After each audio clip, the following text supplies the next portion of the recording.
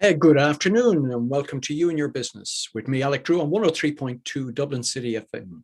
Each week, I invite an expert from the world of business to share their knowledge, insights and tips to help you with your business challenges.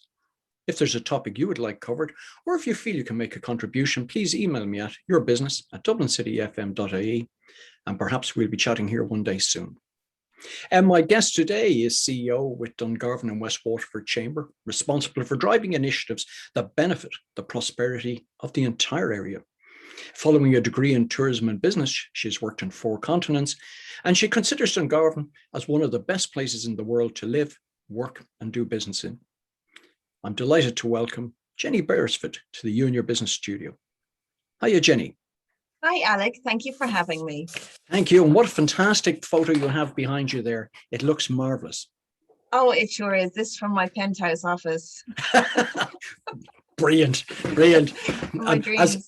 All I can say is to our listeners, I've just been there and what a wonderful place. So don't bypass Dungarvan. Make sure you get to see it. A fantastic spot. And I don't know how I missed it in my long years on this planet. But there we go. There's the plug for Dungarvan for you, Jenny. Thank you very much. Get it in early. I always think is the best policy. Yep. And you didn't even have to pay me a cent for it. I just enjoyed the place so much. Anyway, Jenny, as you know, I sort of take everybody on a little trip from their last year in school. And I suppose I just want to ask, what was yours like? Were you the academic? Were you the traveling person? Where were you going? What were you going to be doing? Where's I going? Yeah, the last year in school, I still wasn't quite sure where exactly I was going to be going. And I have to say, I was a completely average student, Alec, completely average. Like, I wouldn't have worried my parents, but at the same time, they weren't going to have too high an expectation that I was going to be, yeah, maybe giving them medical consultancy as a daughter. That wasn't going to be in the equation.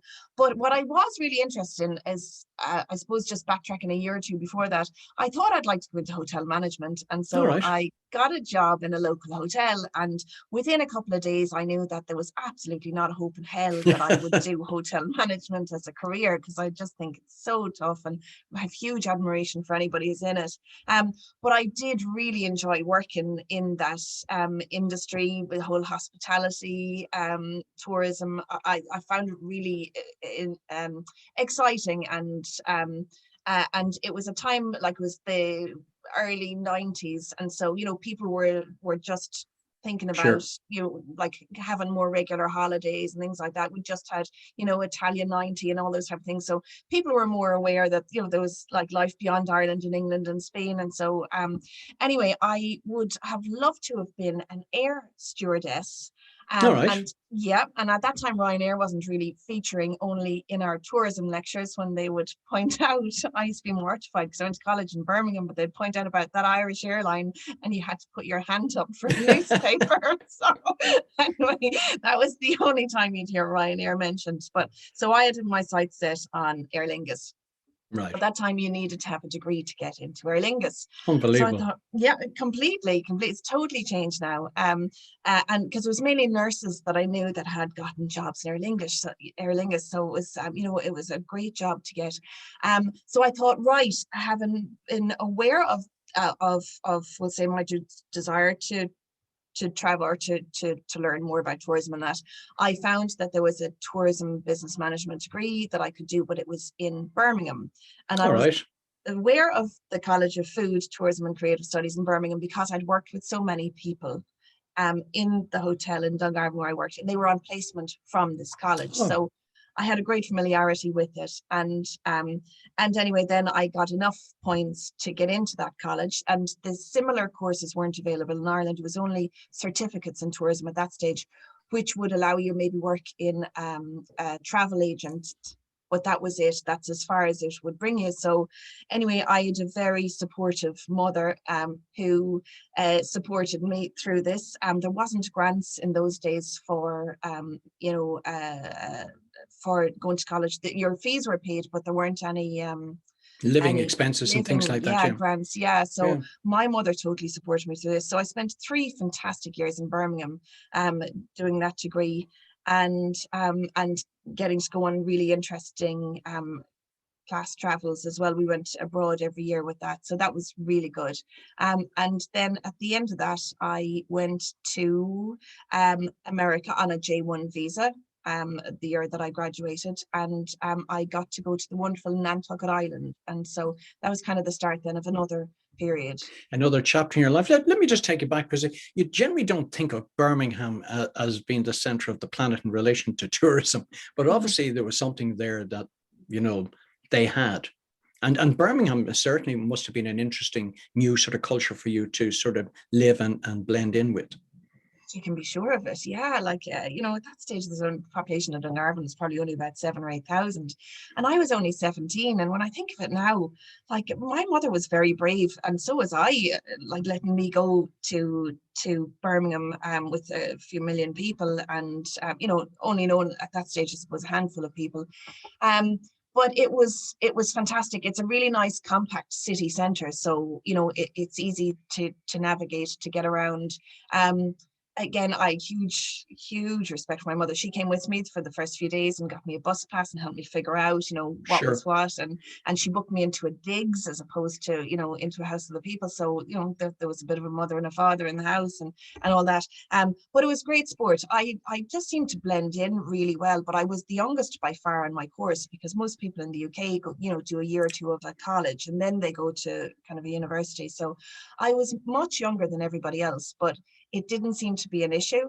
But it allowed me to get to know people of all ages and cultures as well. And it was such an eye opener for me as a 17-year-old. And I have to say the subjects I found really interesting as well. So, you know, at least I had that. And also there was a handful of people from Dungarvan based there as well. So, you know, you had different groups that you could move to. And then I ended up living in a house with some fantastic girls from a few different countries, and we just gelled, and it was probably the best 3 years of my life, actually. Well, we won't talk about that because I'm sure there's a lot of stories you're not quite able to share. But it's interesting because a lot of people tend to forget, parents letting their children find their feet, and children are much more agile and adaptive than they ever think they are. It also hones your whole skills around networking and how to find people, which you did. Yeah. And then you find your own independence, which is fantastic as well. So there's a lot of skill sets you pick up. It just requires your parents to be a bit on the brave side. Oh, completely. And I suppose also a bit of diplomacy as well from yourself, you know, because you just don't know like people's backgrounds either. And I look back on it now going, God, when I see 17-year-olds, I mean, would I send them off and you know, be trustful that they can find their way and that they'll feel that they belong and that they're, you know, that they're part of like, you know, a real core of people and that. So I kind of like my jaw drops a little bit when I think of it now going, wow, that was a big step. It certainly was, but there we go. That's the whole learning of life part of it. But also, you obviously found the bug for traveling, because you mentioned that you went off on trips, and I know we talked about Poland, Malta, and Israel. Talk about three diverse countries in terms of tourism. Tell me a bit about those sort of journeys and experience you had. Sure. Yeah, it was excellent to have the opportunity to go on those trips. Because again, when you were living here, like Ireland, early 90s, you weren't able to just go, you know, like weekend trips or, you know, like breaks were far more traditional type of package holidays than they are now. So to get to go the first year we went to Poland, and as I was saying, that was a bus trip from Birmingham. So it was 36 hours to Poland, 36 hours back from Poland. And yeah, the fragrance on the bus was just amazing. Yeah. But again, you know, I'd never been through a number of countries in Europe that we had to travel through, so that was even great. And then we went to Poland, and we got to go to some of the I suppose you'd call them like heritage sites, tourism sites, like, you know, and some of those being, you know, post-war sites as well. And just to look around, I have to say Poland at that stage, this is 1993, 1994, it was really bleak and miserable and really, like, I would think a tough life for people living there. It was all very much concrete blocks, concrete areas. Everything was grey, and it was just there was very little that was vibrant or appealing bright. to it. Yeah, yeah. Now they had some nice little squares in the city centre. Krakow is where we went to, and so there's nice squares in the city centre. But outside of that, where people were dwelling was like, you could just think that like this is really, it's tough. It's very tough. So I went back to Birmingham then and really appreciated like where I lived there, where I lived in Ireland. And the next year then they brought us to a much sunnier place called Malta. Fantastic. And yeah, and so our trip there was much more focused on kind of new tourism and you know, kind of tourism demands for kind of a newer generation. Obviously the trip to Poland was to focus on emerging tourism, like completely foundation emerging tourism. Wow, yeah.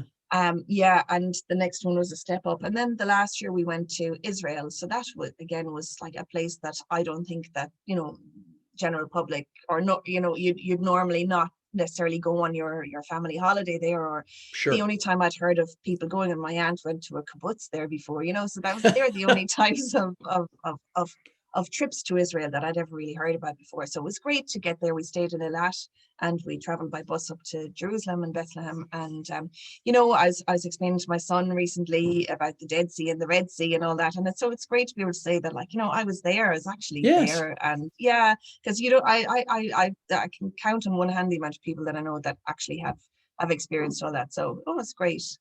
Yeah, no, it's fantastic. So you found your love for travel. You got to see some diverse places, but the big one was waiting for you, the J1, off to the States in Nantucket. Yeah. Actually, a family friend was in Nantucket and he needed staff. The family friend is actually from Balbriggan in Dublin, and he was working over on Nantucket for a few years, and he was managing a pizza restaurant, Steamboat Pizza, and he needed staff. So when his mum and my mum are great friends, and they were chatting, so he said that, you know, he could give myself and my friends jobs there. So sure, we didn't know, like, Nantucket versus, you know, I don't know, Atlantic City, didn't matter to us. We just knew we were going on a J1 visa. So, like, you know, wherever we were promised a job is where we'd go, not realizing what gift he was actually giving us, you know, like sure. Nantucket is just the most spectacular, idyllic place.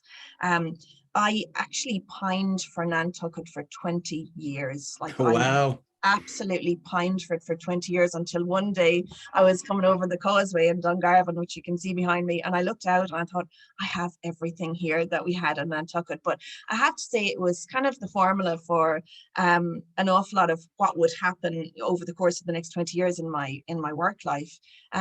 We weren't working in a pizza place, and then next door was a bike shop, and so the owner there needed help with the girls on the counter to do the paperwork for the bikes, and so we all double jobbed. And, you know, it was very common to work 80 hours a week. You know, that's kind of a standard. And so and then from the second year onwards, I started a more senior role in the bike shop. And then by the third year, I was managing the bike shop and all the staff. The bike shop was actually, there was 3 different outlets. I managed one, but I managed the staff for the 3 outlets. So there was great people management experience that I gained from that, but also we were renting bikes, and so it was all sales, and it was all, you know, demand led and tourism, and there was a huge overview. And so obviously people needed refreshments after the bikes, so hence the pizza shop next door. And if anybody knows anything about Dungarvan, it's kind of like what's happened around here. So it's really good. But also the importance of trails there for bikes, and the importance of the ancillary services for tourism, the importance of the infrastructure for tourism, all those type of things that you're learning about and you don't even realize you're learning. And Nantucket could only be accessed by ferry or by air, you know, so right. There was control around the amounts of people that were coming in or out, or that's why the waves of people who come kind of 11 o'clock in the morning or 8 o'clock in the morning when the ferry gets in. But also, I suppose, it kind of contains development on the island. It contains an awful lot of how even a lot of the American cultures or traditions are not necessarily embraced by this particular island. They try and keep it very quaint, and they give a huge nod to kind of heritage there. And so there's still the cobblestone streets, and still the magnificent houses and shop fronts and everything, wharfs and all the rest of it is just gorgeous. But I was like, fine dining was a massive thing there that like hadn't reached Dungarvan, certainly. Sure. So, on our nights off, which were very few, you would like totally go out and you could spend a couple of $100 then just on your dinner, because we were blowing the money we earned for the week. But it actually gave me a great insight into the whole, like, food tourism and fine dining as well. So it was, I have to say, it's retrospectively, you look and you kind of go, God, those experiences actually all mounted up into something, as opposed to at the time you're just enjoying them for what they are on an individual level. Yeah, and I suppose that's the purpose of the radio show, because everybody has taken a journey. And often what happens is they've forgotten the various steps that they took and the influence they had on that journey to take them to where they are now. Yeah, oh, I totally get it. And actually, I have to say, Nantucket was a place that really inspired me about civic pride that people had, Wow. and their work ethic. Yeah, that was the place that like totally instilled it. Now, I come from a family, we'll say, of business owners where, it was always you'd look after your property, you'd look after outside your property, you'd sweep the street, you'd pick up the rubbish, you had a pride in your area. But to see it at home doesn't mean as much as when you see it abroad, and when you see all these people on Nantucket, and the natives especially, are hugely proud that they are, native and year-rounders. And then you can see the pride of the people who holiday there quite considerably, and they want to wear their older t-shirts that say Nantucket with the frayed edges, so people know that they've been here for a long time, and that they're nearly local. And that people with the bumper stickers, they'd have, it's a license to go out to different beaches, and you get a sticker for your bumper sticker. And people would be reluctant to sell their cars because the bumper stickers would go back so many years. You could identify up to 20 years earlier. So people go, oh, that's a person who, he's kind of from here. But the civic pride and how careful people were about their surrounds and everything, rubbish wasn't an issue. Certainly antisocial behavior, there wasn't anything like that. We never had a lock on our door. On any house I lived in, there was no locks on the doors. There was no crime, there was no theft, possibly because it was an island as well, and Sure. an affluent one. But it just didn't happen. People were so proud of this beautiful place, and they tried to keep that intact, and also just to keep that true to its word all the time. That there was never a moment that you would think that either you or your property were threatened in any way. It just wasn't an issue at all. It's amazing with all that knowledge and influence and experience that you picked up over there. I mean, you did eventually come back to Dungarvan, but you brought that with you. I mean, hence you're doing the job that you're doing now today, and for so long, which we'll come on to in a minute. But just talk about coming back to Dungarvan and diving in at the deep end again. Yeah, I came back then for a winter and got a job in the moorings in Dungarvan. And if anybody knows that, it's right on the water's edge, and it's a fantastic bar and restaurant. One of the oldest here. It's a really old building. And it was, I was back for winter, and the bar was changing hands, was changing owners. And so the new owners, the Quinns, who are still there now, they offered me a job as a bar manager. And at that stage I was 25, and I was kind of going, God, I'm getting a bit old now for touring around, a bit ridiculous. And so anyway, I took the job as bar manager there, and I was with them for about 3 years, I think. And again, that was some learning curve. That was a different type of people management then, because you're dealing with a clientele that's, generally older than you. It wasn't like a young person's bar. And also, when there's a change of ownership any place, you have to be mindful of the type of clientele that you want to set as your regulars. Sure. And so, we had, that was a journey even to process that and to have it established. And then the food side of the moorings was really up and coming at that stage. And so we were very busy for food, and the owner was and has since keeps developing the place. It's magnificent, and like a beer garden, and the people want to sit outside on the water's edge and that.